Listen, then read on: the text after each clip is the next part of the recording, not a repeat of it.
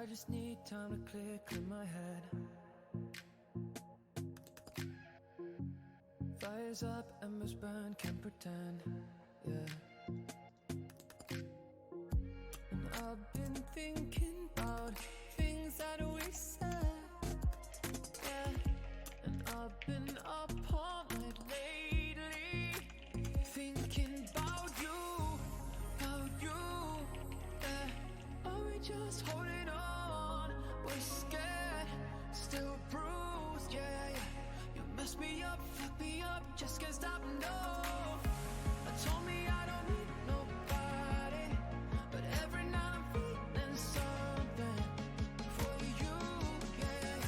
You mess me up, fuck me up, thinking about you.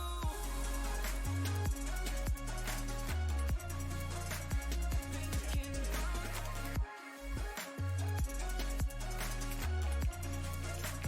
Thinking about you. Are we just satellites by the edge? Burning up, spinning round till an end, yeah. And I've been thinking about things that you said, yeah. And I've been up all night lately, thinking about you, yeah. Are we just holding on? We're scared, still bruised, yeah, yeah. You mess me up, fuck me up, just can't stop, no. I told me I don't need nobody, but every night I'm feeling something for you, yeah. You mess me up, fuck me up, thinking about you.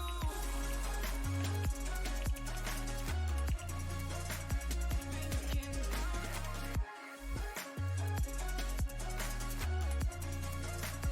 Thinking about I told me I don't need nobody, but every night I'm feeling something. I told me I don't need nobody, but every night I'm feeling something for you, yeah. You mess me up, fuck me up, thinking about you.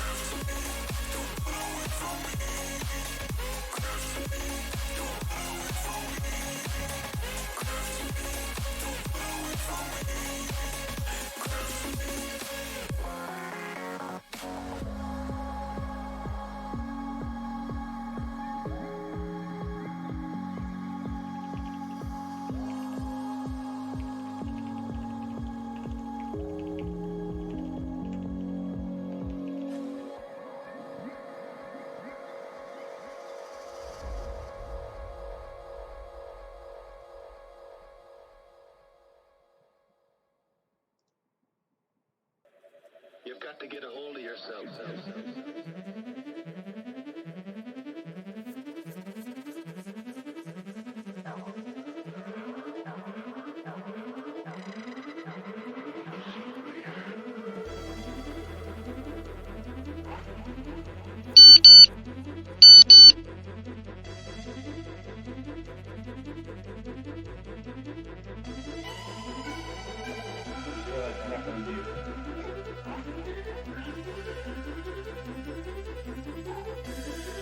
Hey, everybody. Now you're playing with power. Welcome to the next new Generation Orange. I am your host and co-host, Sean Ringrose. And joining me is Mark, who hopefully is there. What's going on, guys? As you guys have noticed, things have changed pretty dramatically. I have been hard at work, to say the least. Why is this not showing me? Hold on. I'm checking something. Just a second. There we go. Why is it okay? Hold on. I got this, guys. Give me just a second. Okay, I'll have to work on the Discord chat. It should be showing up, but it's not, and that is frustrating because it was yesterday. Anyways, welcome to Generation Orange. Man, it's been quite a few weeks, it feels like, since I've last. Sound is kind of low. How about now? Is that better, Jeff? Tell me if that's any better. And I am going to work on the Discord chat, getting that in the stream itself. Mark can attest, it was there yesterday. I showed him a preview. It was there yesterday. Yeah. And now it doesn't. Yeah, I don't know what happened. Which is just great. But trials and tribulations, man.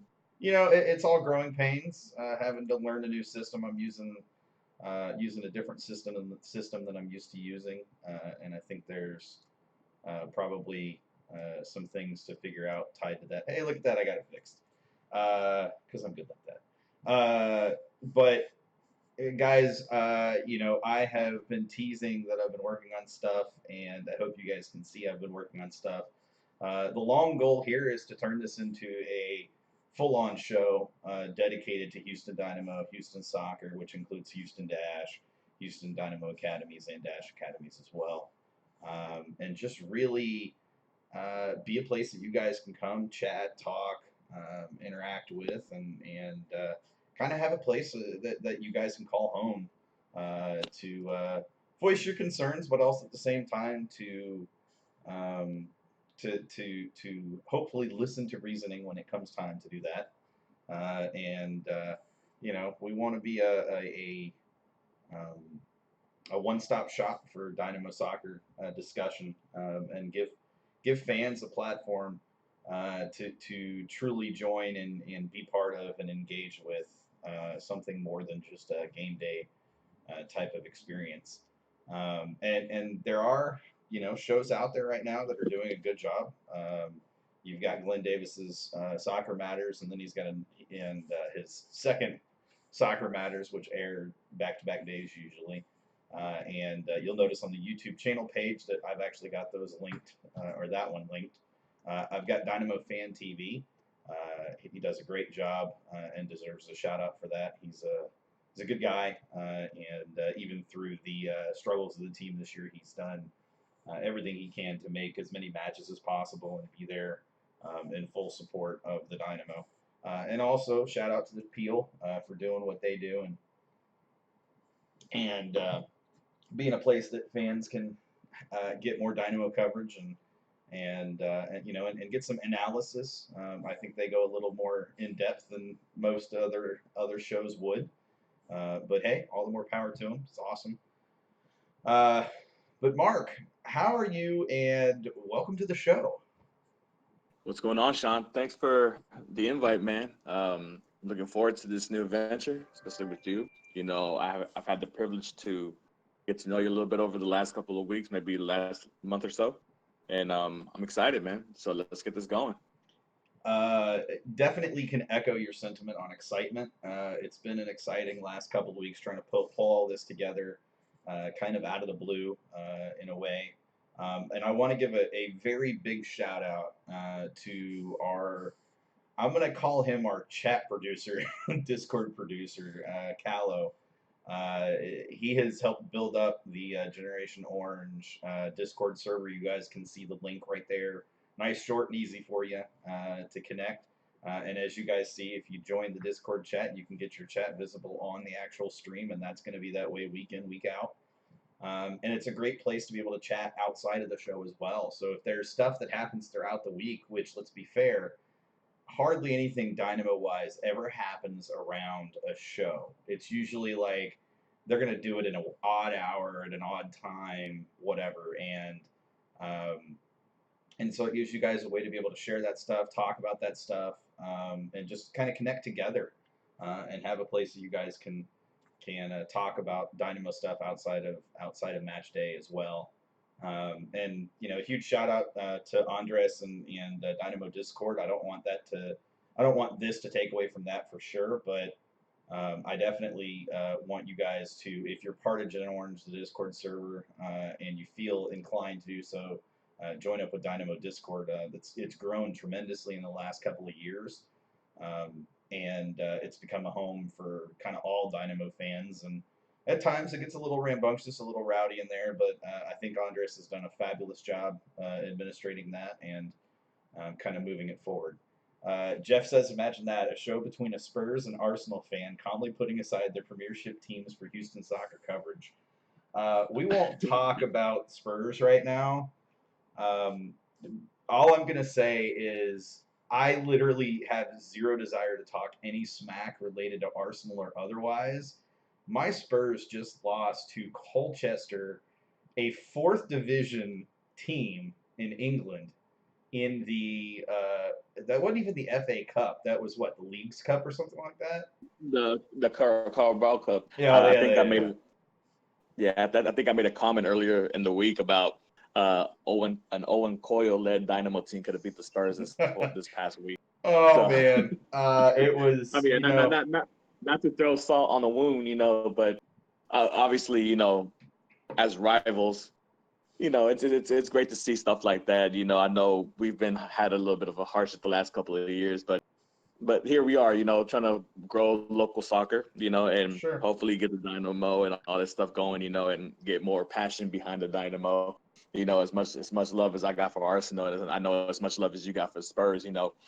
I think the greater good here is to hopefully get the Houston Dynamo more fans, more fan interaction, more excitement around the club, and just a place where we can come and chat about the Dynamo anytime we want to. I mean, sometimes I come on here and I check to see what everybody's talking about, and I don't mind commenting. Sometimes I just get on here when I got a little break from work and I see what everybody's commenting and I comment myself. So. For sure. No, it's, as much flack as I take for being a Spurs fan, I have to say that, I I've been pleasantly surprised by how most Arsenal fans, while they'll give me crap, initially, they start to, they realize that I'm not one of those Spurs fans that's going to go and be a total jackass about things. And so they tend to back off a little bit. I still get crap, and to be fair, I still give crap, but it's not, we're all Houston Dynamo family at the end of the day, Houston soccer family at the end of the day, and that's kind of the driving force. And so yeah, I mean, Jeff makes a good point, but I think it shows you that there is opportunity out there, um, for fans of all teams, whether it's all teams that are not MLS, to come together and support the Dynamo, and Dash for that matter. And we've seen Sergio, uh, and we've seen we've seen the front office lately making a strong push, to expand the supporter section. We had the interview with Deanna last time we had an episode with Edson, and talked to Deanna about it, and she made a lot of good points related to the reasons why you want to expand the section and what kind of the vision and the goal is, and why that's important, and kind of how that's going to work, because that's really kind of a big thing too. Is how do you make this all work? When you've in the past you've had struggles getting um, with getting individuals to partake of the supporters section because they don't want to affiliate with one group or the other. And And go ahead, Mark. the yeah, and Sean, I mean, anytime you do anything new, I mean, it's always going to be a little bit of a struggle. Just, I mean, with take for example us right now. We got a little bit of a hiccup going on, but it's all good. But like the same thing with the Dynamo and this whole new supporters section they're trying to accomplish. I know they had a little bit of a bump in the road with not taking care of the customers that had seats in that area and moving them around somewhere else. You know, and I know that was one of the big issues about that supporter section expanding because people have had their seats there since the stadium opened and all this other stuff, blah blah blah, and understandably so, and maybe the Dynamo mishandled the way they should have taken care of those fans, to move them around or to help them with the process of picking another seat or maybe giving them some kind of discount or whatever. But all in all, change is always needed, and for the past couple of seasons that we've been there, and all of us have been to multiple Dynamo games, and we've seen that the passion in the stadium has been sucked out for year on top of year on top of year, and this past year has been just a complete downer, if I say so myself, and change is good, honestly, and hopefully with this new supporter section, everything rolls. I mean, nothing ever rolls perfectly, but hopefully something comes good out of this, and there's more passion for the club and more support and just hyper crowds. No, I mean I agree with you, and a little later on tonight, around 8 o'clock is the plan, maybe a little earlier.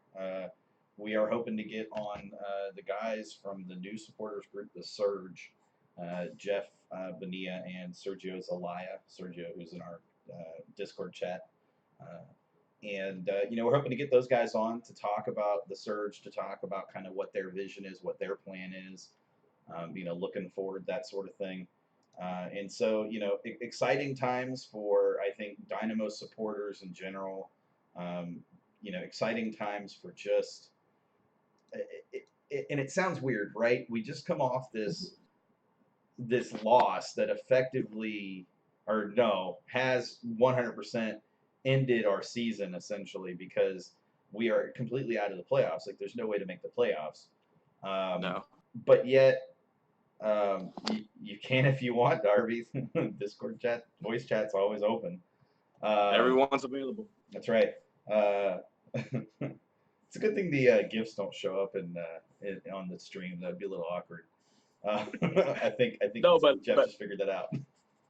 just to add on to what you were saying, yeah, I mean, don't get me wrong, the LAFC thing was a little bit of downer. I mean, it's something that we all kind of knew was going to happen, right? I mean, there was a slim chance, we all love to think that but there's a chance we could still make it, but ultimately we knew the fate of the team, for a while now, and luckily, since the last time the show aired, I mean, there was 4 games that have been played. And in those 4 games, I mean, don't get me wrong, I think they've looked really good, really good. I mean, especially in the 2 wins that they had. And the combination of Ramirez and Mauta is something to look forward to if, Mauta ends up staying or whatever happens in the offseason or whatever. But, there's a lot of positivity, I think, that people are trying to get on for the off season. So it's one of those things where, yeah, it's sad that there's no way mathematically that we can make the playoffs anymore.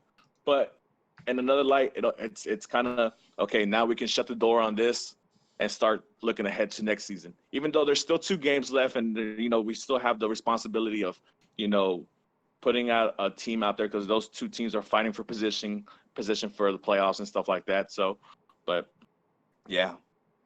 I mean, I agree with you, and you're right. That was essentially the point that I was trying to make, related to the fact that, even though we are knocked out of the playoffs, even though this season is effectively over, we still have the opportunity to play spoiler, at least for possibly 1 match, because we can't knock LA Galaxy out. They've secured their playoff spot. So I think we get to play spoiler against RSL, and that's all that remains. I could be wrong. They probably need to Well, look at the schedule.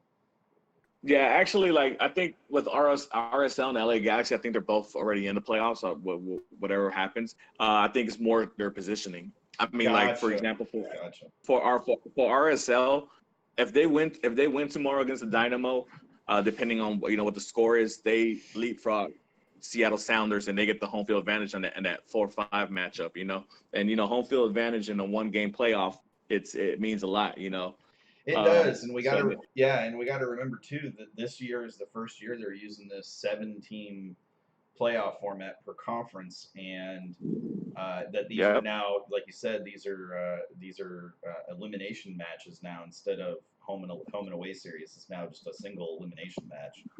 And I don't know about you, I'm really not to kind of derail conversation, but I'm really intrigued to see how this plays out in terms of on-pitch performance. I'm curious to see if this results in more higher seed, i.e., home teams, coming away with the victory, and if we see more lower seeded teams, not continue on. I'm kind of interested to see how this goes because the home and away has always had its kind of stigma about it that because of the way that the format was, you could kind of sneak into the playoffs and you could have a bad game at home, or you could hold service at home and then go on the road and just pour everything forward because and pour everything into the attack because you knew that you had to score goals, and if you scored more goals in the second leg, you were more likely to advance because of the home and the basically away goal rule, the away goal rule. Yeah, and I mean, I think it's going to be a better solution for MLS, and it's going to be more excitement for the playoffs because, like I said, I mean, we've seen it numerous times where you think because you're the higher seed, you get the second game of the leg, right? But that bottom seed gets the first home game, and if they beat you 3-1, and then you can only beat them 1-0 at your place, guess who moves forward? The lower seed. Yep. At least now it gives more incentive throughout the regular season that, hey, you know what? I need to get these top seeds because before it would be just one of those things like, hey, we just need to sneak in the playoffs and anything can happen.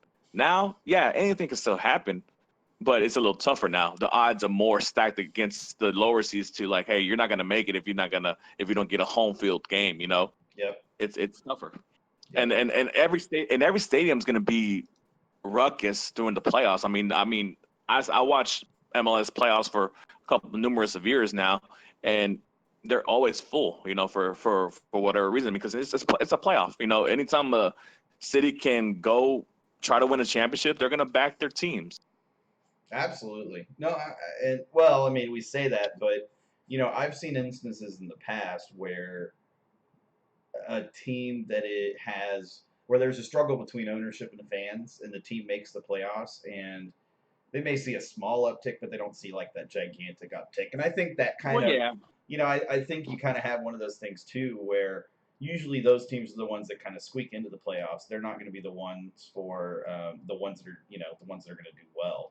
They're not going to be the ones that come in first place in the league. Usually the first place, second place teams, in terms of conference standings, are going to be the ones that fans are comfortable with the way the ownership is handling things. Whereas I think if you look at the teams that are lower in that list, there may be some struggles between ownership and fans and just in different ways over different things, and I think that points to the fact that, to be totally honest and totally fair, I think winning cures what ails you when it comes to fandom. If you've got a winning team, and not a team that just squeaks into the playoffs, but a team that has been consistently good throughout the entire season, you're more likely to be okay with whatever ownership is doing or whatever the front office is doing, because you're able to buy into it because it's working. And the prime example, I mean, 2017, all the Dynamo signings that happened that year. I mean, and we make this long playoff run to the Western Conference Finals, nothing that nobody expected. We all fell in love with the team. I was in the stadium for all those games in the playoffs, and every game was crazy. It was loud. It was fun. It was fantastic. And, nobody had anything bad to say about Brenner or, this and that, because the The Dynamo were winning. They were Mhm. winning with flair. They had the style of play was crazy to see. Was amazing. They were scoring goals. And now, I mean, 2 years apart from that, and they won a U.S. Cup, a U.S. Open Cup. But still, the way that the team has performed, the way that the team has digressed, and maybe because the coaching, the voice and the coaching voice was got monotone or whatever the problem was. Winning cures all, It does. regardless of what's going on. I mean, it really does. And so okay, we've talked about all these things, but I think the thing that we have to talk about is the last few matches. There's been, I think you said 4 matches, if I'm not mistaken, Mark, since the last Gen Orange show that you were part of, which was the last one that we had. It's 4 matches, if I'm The not one I see mistaken. myself into. Yeah, the one that you subbed on. Thanks for that, by the way. Um, I had to come on I had to come in halftime, just to, intermission. I memoed Rodriguez did. I called for a reliever. uh, no, I mean, so we've had what, four matches since then, and out of that we've had. I'll have to look at the record because I genuinely don't know off the top of my head because I've probably blacked most of it out at this point. I'm here for you. There were 2-2. 2 wins, 2 losses, or 2 draws, 2 losses. Yeah, two wins, 2 losses. 2 wins, 2 losses. It should have. And the sad thing about it, in that 4-game span, and I'll discount the second half against LAFC, but the game against Vancouver where they lost on the last minute goal by Freddie Montero. I mean, that play right there is basically the whole season for the Dynamo. It's always that. It is. It's always that one little 5-minute, 10-minute span where everything breaks down and they lose control. It's a kind of, it's a microcosm of the entire season in a nutshell. It really is. And I watching that match and being in the Dynamo Discord during that match and just talking to people who were watching that match. The frustrating part about that match was the fact that that should have never been a PK. B, Yeah. There were some calls in that match that were highly questionable at best. And watching that and listening to Glenn Davis talk, he noted, and I think this is important for the Dynamo to remember for next year, referees have been encouraged towards the end of the season, the last 4 to 6 weeks of the season, to keep cards in their pockets more frequently because they don't want star players, they don't want players out for the run up to the playoffs, because those are the big name players that need to be part of the promotions that they do at the end of the season as teams vie for playoff positioning and things like that. And they're also the big draws. And to me, And I understand that. But I have a problem with that. You're Well, now. well, I'm sorry to interrupt you, but No, go ahead. This is Vancouver Dynamo. These are the two bottom league teams in the league. Two top teams. No, I'm Freudian slip. two bottom teams. Yeah. You're good. These are the 2 bottom teams in the league. So I mean, I understand where they were. Maybe they want. Yeah, if we were playing LA Galaxy or LAFC and Vela slid into Beasley and hurt him, and it's a red, but you can't give him the red because Bob. Okay, yeah, it sucks. It completely sucks. But this is Vancouver, who is the only team below the Dynamo in the conference. Well, at that time, and it's crap. I mean, yeah, I know there's going to be home field advantages. You're going to get called because you're the home team and all that stuff, blah, blah, blah, whatever. But that the refs these past couple of years, I don't know if because I'm so focused on the Dynamo games. I watch other MLS games, but I just feel like the refs just suck, for lack of a better term, Yeah. No, I mean, I that's the thing. I mean, I do totally agree with you on that. It's like the quality of officiating has not risen to the quality of the play on the pitch, especially as MLS has improved. The one thing that hasn't really improved year over year has been officiating. And I think the intent was VAR was supposed to help with that, but someone someone said this to me a lot, before VAR was introduced, and it rings really true right now. It doesn't matter how good VAR is if the referees that are assigned to watch VAR are the same referees that are already having problems calling it on the pitch to begin with. I Like, mean, you could look at the example with Ray Rooney. I've been seeing, as of late, he's been, really upset with the referees. I think he got suspended a couple of games or whatever for the fact that he got into the refs or something like that. I'm not too sure. But, Ray Rooney comes from the quote unquote best league in the world, in the Premier League. He understands, what these matches means to these teams. These teams are fighting for playoffs, and one stupid mistake by a ref or one missed call, whatever, can turn a whole team around, can turn a whole season around, especially this close to the end of the season. When all the teams are so tight knit and points are so close, where you're having to look into goal differential or other tiebreakers to see who's going to get in or what positioning this team's going to get. Those calls are important, and if these refs are not getting moved up in level where they're held more accountable for their mistakes, then I don't know what the league's doing. Because it's like, I don't care how much world talent you bring into MLS. If the refereeing sucks, the game sucks. it becomes choppy. It's not as fluid. And, I think there's something to keep in mind too. And I think we saw it and this is obviously switching leagues to NWSL for a minute. But you had the Houston Dash versus North Carolina Courage here in Houston. And there were two particular plays that were were very similar to the Vancouver match, and kind of in the same way, where on the one end a PK was called for something that should have not been called, and on the other end a PK was not called when it should have been called, or at least a foul, if not a yellow or a red card. And my problem is, and this applies to both NWSL and MLS, is you're placing players in harm's way when you're not officiating the game the way that it's meant to be officiated. Because one of two things is going to happen. One, your player that doesn't get called for the foul then feels like they're comfortable enough to make a harder tackle, to go in for a harder challenge, to make a more reckless challenge, because it's likely that the referee's not going to call it any harsher than they've already called it. Number two, the player who's been fouled now feels the need to turn around and get retribution because they're competitive by nature. There's a reason they are professional athletes, because they have that competitive drive. And being fouled in such a way and not having it called properly according to the laws of the game, it is almost an act of disrespect. And so the player mentally, psychologically feels like they have to get revenge for it. They have to get something back for it. We see it in other sports where a basketball player will get an elbow on one end, and the refs don't see it and don't call it, and then on the other end, if he's not the one setting the pick, somebody else is leveling the guy that gave the elbow.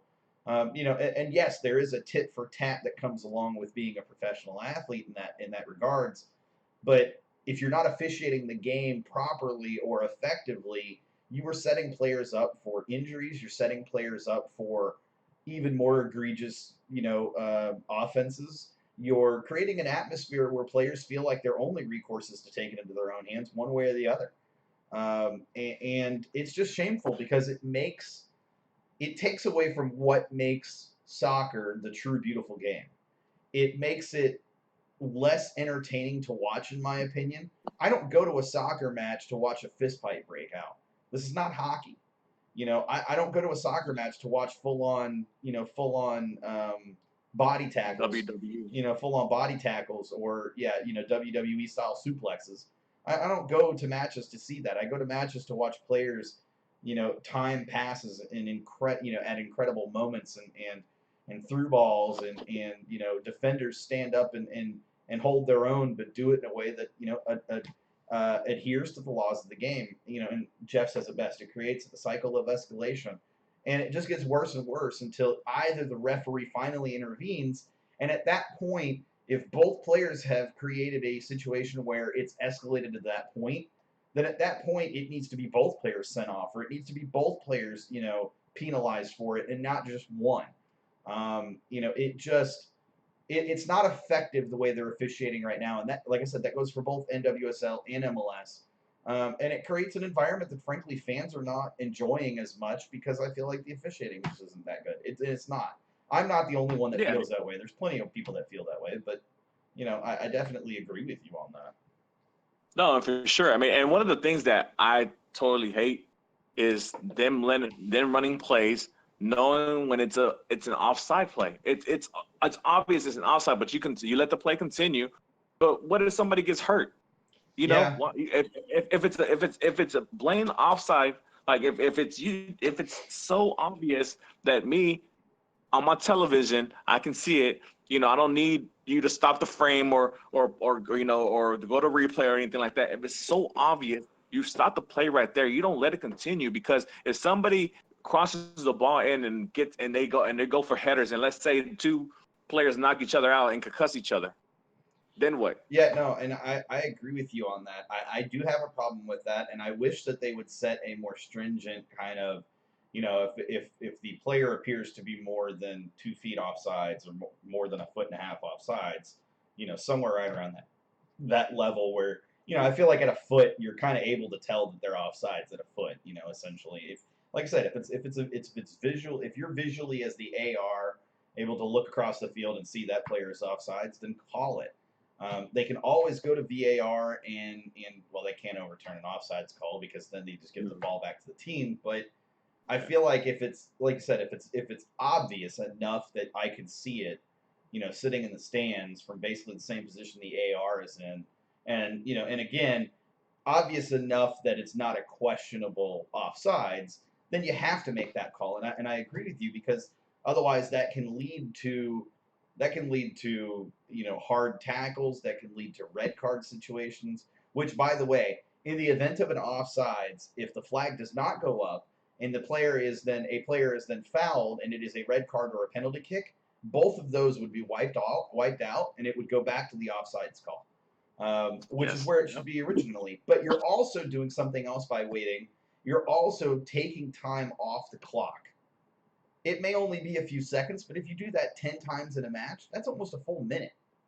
No, but going back to what you're saying about the what the actions that happen after.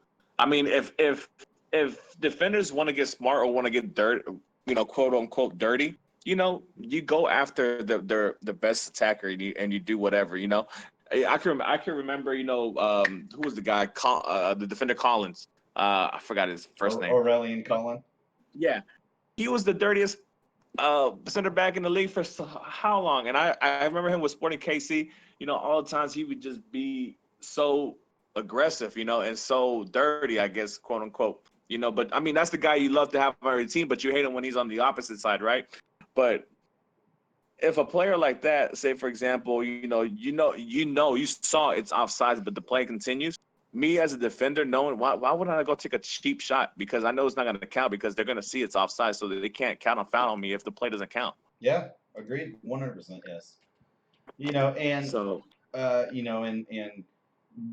Jeff says by the time the ref intervenes, then the question of fairness comes to play, since what deserves a red card in the 80th minute, you also assume deserves a red card in the 2nd minute, and that's something else that I've seen too. And Cisco pointed this out to me probably 2 years ago. I know he's listening. Hey, Cisco. But, he said one of the things he's noticed is that when a foul is committed in the box, that same foul is usually not called or given as a PK or even a card. Whereas if it's outside the box, it's called almost every time. And I get why referees feel that they need to do that, because if they call a PK for that type of foul in the box, then they're basically determining the game. They're determining the game, But on the flip side of it, how many times have we seen referees determine the game by making the calls that they've made?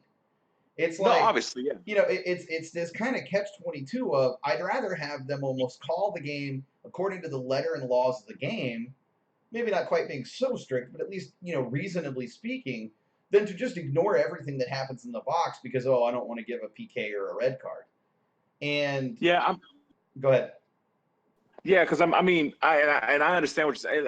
I'm not just talking about MLS. I see this in all the leagues. Absolutely. Where the first it's like the 15-minute grace period. Let everybody warm up, run around, whatever, and all that good stuff. And Don't it's tell all that. Don't tell that to Kyoto. No, I'm no, serious. But that's no, yeah. Go But ahead. there's one thing where it's hey, I'm sliding to get the ball and I hit somebody's ankle and you're swinging their elbow behind somebody's head. It's a complete difference. Because your elbows and arms should be nowhere near anybody's head at any time of the game. Don't tell that to You know Boniak because he's been elbowed in the face 30 times this season and has only had it called like 3. That's what I'm saying. So there's laws to the game that are not being followed, Yep. obviously, And I know sometimes, hey, it's the first 10 minutes, they're getting their stride, whatever, blah blah blah. But if somebody commits a foul in the 7th minute, you call that foul because I'd rather you give the PK to the opposing team in the 7th minute where I got 83 minutes plus extra time to figure out how to score a goal or come back or change my strategy as to where you give somebody a PK in the 87th minute and I only have 3 minutes plus extra time to figure out how I'm going to come back from this, Yep. No, 100% yes. And, the Dash game, I mean, to give an example of where it should have been, even if it's not a PK, at least a foul, which is in the box, so it should be a PK. But they had a player that was kicked in the face. And, I mean, it was blatant, clear, easy to see, especially from where the referee was, but no call. That's when I have a problem. Look, there are times where the elbow can be concealed or, the hand to the face can be concealed and the AR doesn't see it, whatever. But those need to be the occasions. Now, again, that's NWSL, so they don't have VAR, so they can't go back and look at it and correct it. But on the flip side, I've seen plenty of times that VAR hasn't gone back and looked at stuff. Maybe they are, according to people. According to people, the officials that are in the VAR booth or whatever. They say, well, we check basically every play. It's just a lot of times those don't get sent down because we don't see enough there to, reasonably overturn it. I think a good example where VAR was actually useful and made the call right was the foul on Lee Win by Boney in the match against LAFC, where the original call was PK on the pitch, and then it was determined that the foul occurred outside the box, almost led to a goal, but didn't, thank God. But it was the foul was brought, the PK was remedied back to a free kick outside the box, and the Dynamo did ultimately end up dealing with it, effectively enough to not surrender a goal as a result of that play. But I mean, we could talk about officiating all day long. I think the other problem, and this was brought to my attention when VAR was being discussed as coming to MLS, and it rings true. You only had at that time before VAR was introduced, you only had maybe 20 or 17 or 18 full-time referees in MLS or pro that officiated MLS matches. No, that number's too high. It had to be less than that. I think it was only like 10 to 12 that officiated MLS matches. And then you were going to introduce VAR on top of that, which was going to require an additional official and additional training time for all those officials, plus additional officials. So now you require 5 officials per match at minimum, because you need a VAR official on top of all the other officials that are there, your 2 ARs, your center F, and your 4th official. And you already had a thin talent pool for refereeing and officiating in terms of quality. And now you're going to thin it out even more. You're going to, it's going to become an even greater issue because you're creating an opportunity for creating an opportunity for less talent to have an opportunity at a big match or to make a big call, or to not make a big call for that matter. And I think we're seeing it play out. Is there's just a lack of talent in the officiating pool, and Pro is not doing enough considering the partnerships that they have with U.S. Soccer Federation, with MLS, with NWSL, even all the way down to the USL levels. They're not doing enough to build that referee talent pool up. They're not doing enough with the training process to train officials up to become pro officials. And I think we're seeing the ultimate effect of that. And U.S. Soccer continues to not want to do anything about it. No, and I mean, like I said, we can beat a dead horse for as long as we want, and this, unfortunately, we've talked quite a bit of time on refs, which is kind of sad. But state of the league, that's kind of where we're at. Like, I mean, compared to everything Yeah. else, that has to be the hot topic because it affects every team, it affects every player at some point or another, it affects every fan. So Jeff asked, "What's up with Kyoto posting that pic with Harden?" I believe. I have my 2 cents in that. Go ahead. If I you want to don't hear mind. your 6 cents, Mark. Go ahead. So like Harden is a minority owner, right? He's one of these celebrity owners that have become popular for the last year and a half. With all these expansion teams coming up, right? And let's be honest, Harden is in season mode right now. They're out there, working out with whatever. He probably ran into him, and he's Yeah. like, "Hey, that's one of my players. Hey, let's take a pic." Oh yeah, for sure, man. So I mean, honestly, I don't put too much into it. You know, it was something that happened. He's probably there. I'm sure that the Dynamo players have access to go to the Rockets games and go hang out, and go watch practices or whatever. They're right there across the street. They're not too far away from each other.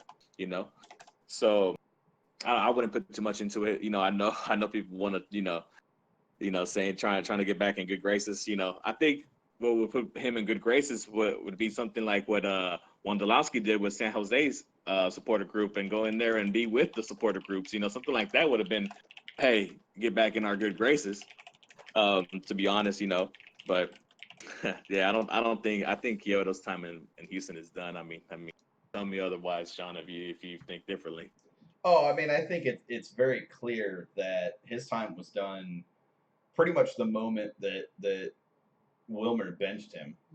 And as soon as Davey didn't play him, I think it was pretty clear that he was kind of done in Houston.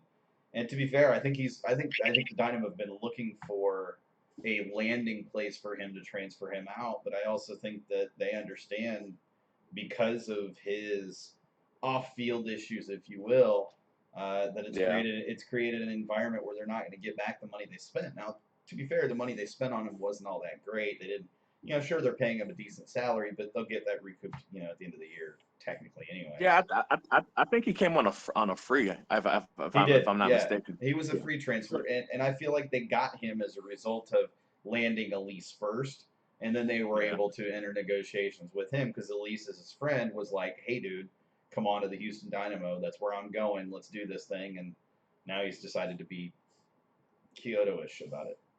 Yeah. So I mean, bringing the Kyoto thing right now, since we're on that topic, I was listening to Albert Elise's interview with Glenn Davis on the show the other day. They interviewed Elise on that show, and they asked about what's up with Kyoto, because I think there was an article, if I'm not mistaken, in the Honduras press, that he said that he felt that Figueroa and Boniek had turned their backs on him. Yep. And Albert was the only one, kind of like, still, hey, you can be still my boy, whatever, blah, blah, blah, I guess supporting him or whatever. But it's one of those things where, like, hey, man, like, if Sean, if I see that you did it wrong, man, I'm gonna tell you. And if you feel a certain type of way because of the way I approached you about it, that's you, man. But wrong is wrong, Kyoto's way of dealing with things, whether it's the benching, the red card, the training separately or whatever, he's gone about it the wrong way with everything, And that's not to mention the off-field issues, I mean, I don't know if a lot of y'all know what his off-field issues are, I think he had a case of like sexual harassment or something like that. I'm not too familiar with what happened off the field, but with a reporter from Honduras or whatever. Yep. Revenge porn. Yeah. Oh, there you go. That's what it was. But but still, I mean, you're professionals. This is the thing. You have a level that you are abide by, and you get paid to be a professional. And yeah, you get benched. Okay, you fight for your place, man. No, this is what I'm talking about. This is what I'm hoping for in the next coach, the next manager that comes in for the Dynamo. That I don't care if we somehow we get a DP player here and we're paying him $5 million a year. If that fool is not doing his job and not doing whatever, and some kid that came out of nowhere is out here producing whatever, I want that kid playing. I want the person who's producing, who's out there fighting for the shirt, the crest on that shirt, to be on the field, and that's Memo. Unfortunately, now with this time, I kind of see that Memo isn't really the solution to replace Kyoto. I see Memo more of a super sub. Now that I've seen him, because I think he gets kind of, for his stature and his size, I think he gets pushed around too much. Yep. Yeah, Yep. don't get me wrong. He has moments of flair and moments of excellence, and stuff like that, because he's such a dedicated player and he's going all out on that field. But Kyoto, who has talent, who can be on this team, who could have been on this team, helping his team gain points and hopefully make a slim playoff run or whatever, was a distraction. Questions about why is he training separately? What's going on with this? What's going on with this? Blah blah. That kind of nonsense for a team that's already mentally weak. That's gonna break the team. Yeah, no, completely agree with you. And we saw fractures of it last year in preseason, and I think he was able to overcome it and get his head straight and kind of move on. But this year, he seemed like he just wants to take a different approach, and unfortunately, the approach has been less than helpful in regards to the Dynamo standpoint, in regards to his own career. I think he's derailed himself tremendously in his own career just by handling things the way he has. But I don't want to reflect on the negative. I kind of want to talk about what Jeff has brought up. In a more positive note, I'm loving Christian Ramirez on the Dynamo, refreshing addition to the squad. I second the notion. I will definitely third Superman being on the Dynamo is the greatest thing since Brian Mullen being on the Dynamo, pulling that one out. It's a breath of fresh air. It is, and I think one of the things that I like about him is the fact that he's a physical, like he's okay being physical. He's stronger than Morrow from a physical standpoint, and I don't see him pushed around as much. A good example was towards the end of that LAFC match when he was able to hold possession with the defender on him, and it was him by himself, and he had a second defender coming at him, but he was able to basically earn a throw-in by keeping the players off the ball and creating a situation where their only option was to kind of tap the ball out of bounds while he held serve. And I think that type of forward harkens back to a Brian Ching, to a Nate Jakwa, to a Joseph Nguyen. Joseph Nguyen, a Kai Kamara, even Kai Kamara. A forward that's able to do that, and a forward that's able to kind of shift out wide, maybe not necessarily play wide, but shift out wide.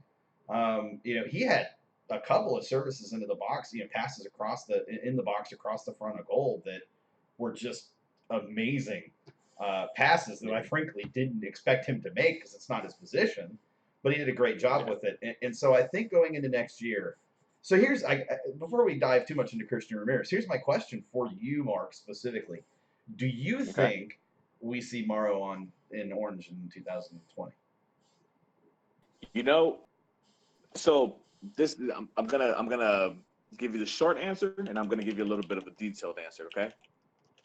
Short answer, unfortunately, I'm gonna say no. Reason why is, from the rumors that I've seen and I've heard around, it's a nice transfer.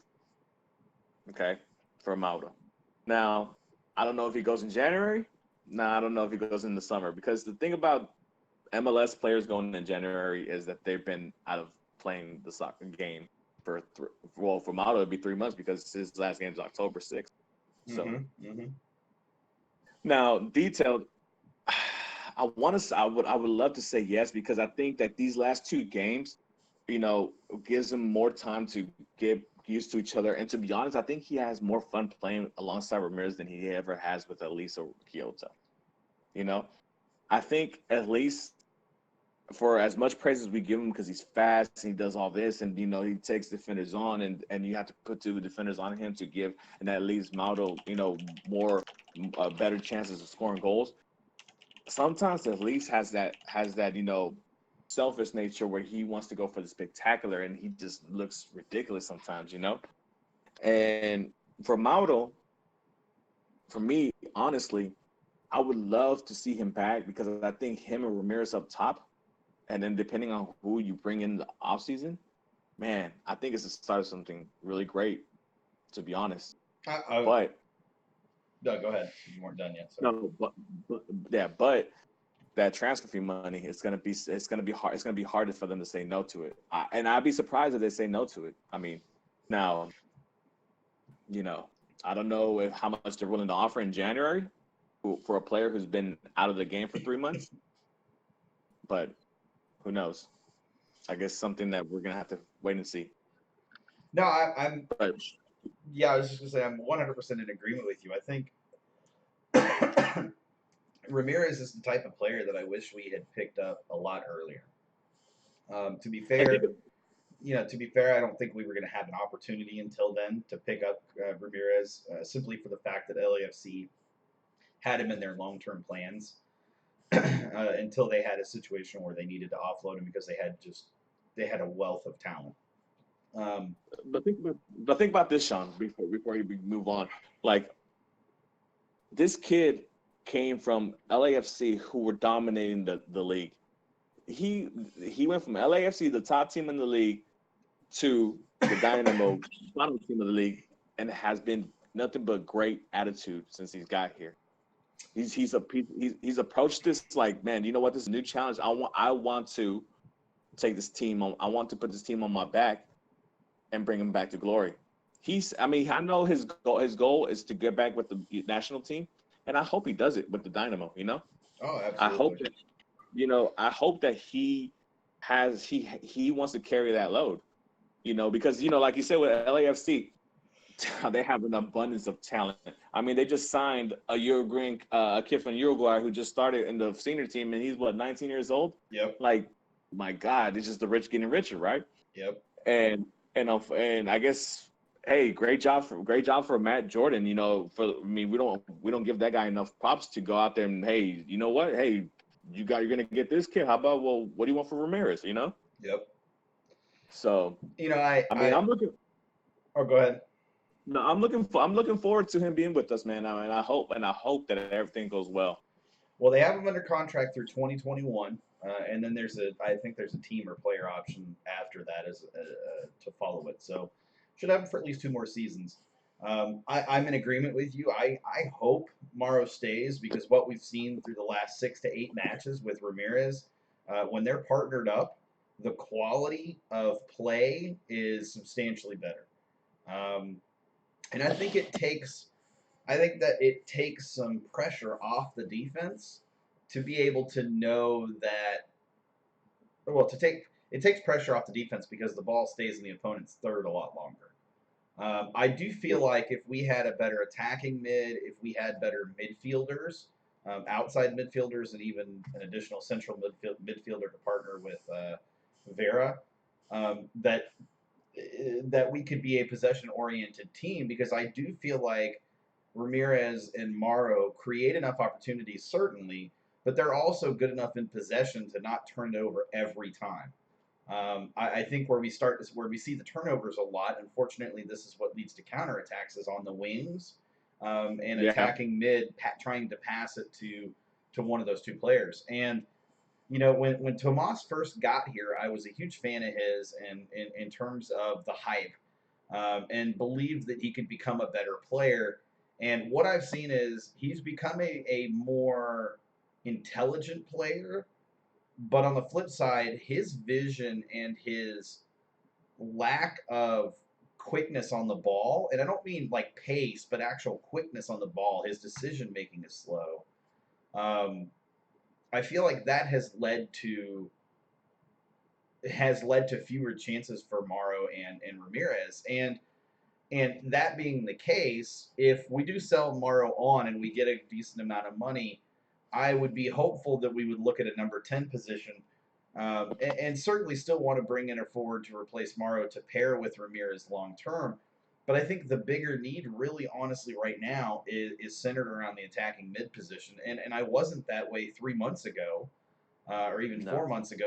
I was confident that Tomas was starting to make that turn, but whatever happened, he's lost the evolution of improvement, and I feel like he's just become this player that is so slow to make decisions that if he gets the ball in space, he's not beating a defender off. He's not beating a defender with his dribbling, with his technique, with his skill.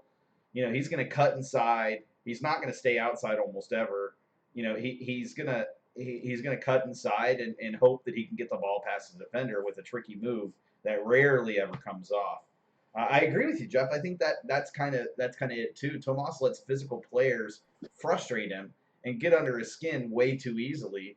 And he's been scolded or scouted for this. I agree. I think that in MLS, I think teams watch other teams to see how they play, other players to see their weak points, and I think other players on other teams know, especially those central defender or center defenders, and then your center mids D mids that stay back.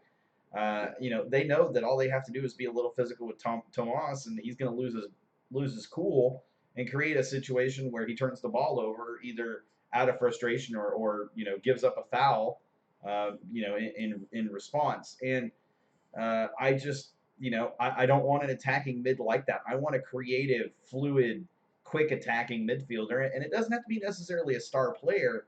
I'm okay with a young player that's a young attacking mid, but it needs to be somebody that has quality on the ball. Maybe not necessarily service. I don't need a guy that can serve the ball in the box, but I want a guy that can hit a through ball. I want a guy that can hit that pass. I want a guy that spends time learning the tendencies of the forwards so that he can make the right plays. And I want a guy with vision, but also has quick decision making. If I can get those 6 things in an attacking mid, then I'm paying about $5 million, just for the transfer fee alone, even at 20, 21 years of age. But I do think those players exist out there if the Dynamo are willing to spend the money. And from for sure. I was going to say, from what I understand, from what I've heard, the plan is they want to spend money, and that's one of the areas that they want to upgrade this offseason. See, and going back to what you were saying, how your mindset 3-4 months ago was, you were looking. I think we can all say we were looking for a wing, not really a cam player, right? About 3-4 months ago. But now I think the philosophy's changed, because now before under Wilmer we were thinking 4-3-3, and now we can see a 4-4-2, a 4-5-1. What we have different options now, because those 2 forwards up there. We don't have to necessarily get another wing because the whole thing this offseason was like, oh my God, what if Elise goes away? What are we gonna do? What's gonna happen? And now, to be honest, Sean, man, I'm hoping for Elise to have 2 monster games, so that way his value goes up and somebody buys him. Yeah. And if somebody buys him, and we can say, and if somebody, because I honestly think if 2 offers came in, one for Model and one for Elise, that lines the load on having to sell Model, and you sell Elise, and then with that money you reinvest and you find your 10. Yeah. Agree. So agree. I mean, and then that's his whole change of philosophy. But also, I mean, obviously, before we do all that, you got to get the coach in, your manager, so that way you have someone you can talk to about the philosophy of the way they want to play the team or whatever. But aside from that, yeah, the perfect scenario would be, hey, somebody comes in and offers you it was $8 million that Celtic was offering for at least last transfer window or whatever. Reported it was closer to 6.5, but yeah. Okay. Well, I don't. The way Elise has fallen off the second half of seasons the last 2 years, 6.5 looks pretty good, especially when you only paid 2.25 for him. I don't know. I mean, maybe I'm thinking crazily because I'm a little frustrated with the fact that that there's so much potential in him, but he seems to have hit a ceiling. And I feel that he's not progressing the way I feel that he should. You know, maybe it's the lack of coaching. Maybe, you know, because I mean, you know, like I've heard that, you know, Wilmore was real strong handed with the Latin players, with the Hispanic players, and some people don't react well to that kind of coaching. You know, and maybe he's one of those players. Maybe he's getting flushed. Maybe he's not physically strong enough to deal with the fact that, hey, he has national team responsibilities and the responsibility of being one of the top two players in this on the team. You know, maybe he's not that type of player. But for us, yeah, he's that type of player because, you know, obviously when he's on, he's on. He had, you can arguably debate that he might be the best winger in the league when he's playing on his game, when he's on his game. Yeah. Callow is going to keep trying to get a bot working for showing the stream. Appreciate you, Callow. Don't stop. It's awesome. Jeff says, shout out Callow, man. To be honest, that guy works, man. I haven't met him yet personally, but I mean, from the chats that we've been having offline, man, that guy works. No, he works hard. Jeff says, talking about Morrow real quick, his attitude is, Christian, his attitude is very both positive with the squad, see his interaction with DMB on social media and with the fans. He even celebrated his first home goal with Dynamo versus his old team and still had the class to explain and apologize to Minnesota United fans. Then he says Ramirez and Manotas. Ramirez is big man and Manotas is tricky and speed, makes for a nice two-striker combo. If we lose Morrow, we need to replace with a like player. And then he says a little later, one thing we need for a midfielder is a leader, someone who can drive a game and manage the players around him. I want to talk about that for a second because we were just talking about Tomas.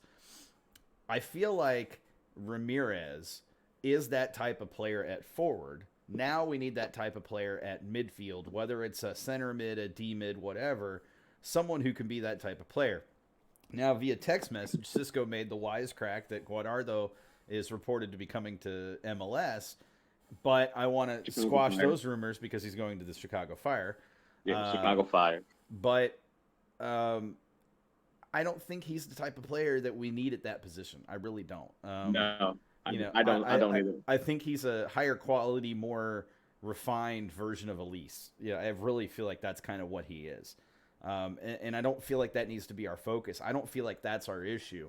I do want to point out something formationally and tactically that if we do sell Elise on and we don't bring in another midfielder to start, start there and another midfielder to start in front of Memo so that Memo can be the super sub, what you have is an attack that basically goes through the center spine of the pitch and that's it. You don't have any width. So you do need, to some extent, a midfielder or two that can provide that. Now, I will say, because Callow will appreciate me shouting this out, Adam Lundqvist is able to bring that on the left side. And I do think from what I've seen from Bazama the last couple of matches that he's played, he is capable of bringing that on the right side. And so yeah. I do feel like we only need maybe one midfielder, someone who can cut inside every once in a while from an outside mid. To pull some of that pressure off the forwards every once in a while. But again, all of that is predicated on getting an attacking mid that is a substantial upgrade over Tomas. And that's my hope. That's what I understand is the intent. But I need to see it, intent is one thing. I need to see it played out through to fruition. Yeah. And, I mean, one of the things that I've always felt, from my time of playing, soccer or whatever, and from watching soccer from all leagues and stuff like that, when you have a cam or a 10, a true 10, that guy is an extension of the manager, If that guy, he's the voice, he's the leader, he tells you where to go. If you're messing up, hey, you need to go here or do this. He's always talking to people. He's always talking to his forwards or to his midfielders. I don't know if you noticed, but I don't see the Dynamo players talk to each other that much, which is a frustrating thing sometimes at times because I'm like, hey, if your guy's messing up, hold them accountable. Hey, why weren't you where you're supposed to be, Mm-hmm. or what are you doing? I don't see enough communication between the guys, and like we said, and like you talked about a couple shows ago, whatever, and what we brought up, when Vicente Sanchez was here, that guy talked to everybody. I don't that dude for the 15 minutes he was on the field as a super sub. That dude came. He did what he had to do. He talked to everybody. He let everybody know what they're gonna do, and on and rolling. Yeah. There was no, you know, and you need that. I mean, I understand that you have players that like, don't get me wrong. I love Boniek.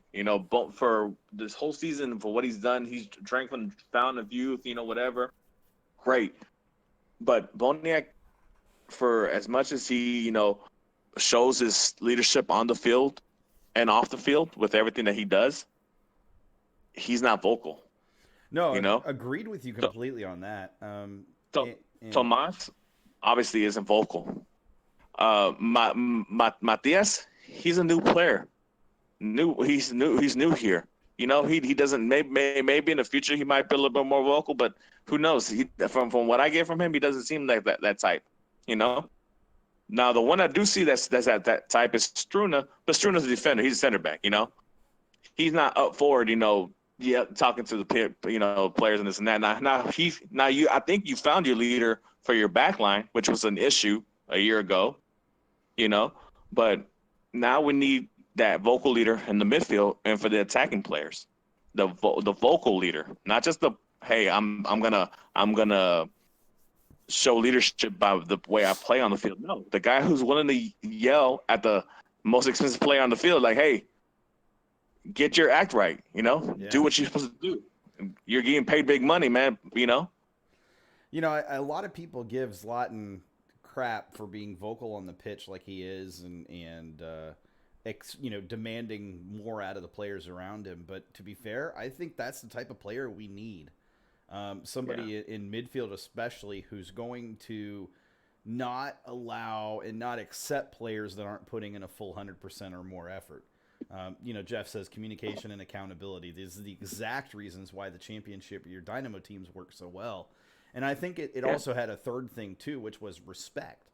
You had other players that came in respected right out of the gate. They also respected Kinnear as a coach because of what he had accomplished as a coach. But they respected the players that were here because every player to a man was willing to give that 100% on the pitch. And I feel like we've lost that in particular. And that is where I think I struggle with this team, and this team especially is seeing players that aren't giving it their full effort. And it's like if I'm a player opposite that player on the pitch, on the other side of the pitch or whatever, and I'm watching that player and I see them not really putting in the effort, like a Tomas or an Elise or even a Kyoto when he was on the pitch. If I see these players not giving their 100%, then me as a player on the other side of the pitch, I'm going to go, why should I give 100% for the whole season? Why should I put forth that much energy and effort if they're not going to? I don't know if any of y'all here on the Discord have watched that documentary series on ESPN Plus about LAFC in their first season. But Bradley challenged Vela when he first came in. He's like, hey, I need you to be the Messi of this team, And me, for those who know me, I'm a huge Messi fan. I love the way he plays and all that stuff. But you see Messi, who arguably is the greatest player on the world today, right? That guy, if he loses the ball, he goes and runs and gets that ball back, or tries to go get that ball back. Yeah. Now, if you're telling me that the greatest player playing right now can go play defense, and somebody like at least prior to Davey being appointed, because I think ever since Davey's been appointed, he's kind of emphasized on at least like, hey, you need to play some D. But there is no just one-way players in soccer. Yeah. If you lose the ball, guess what? You go from offensive to defensive.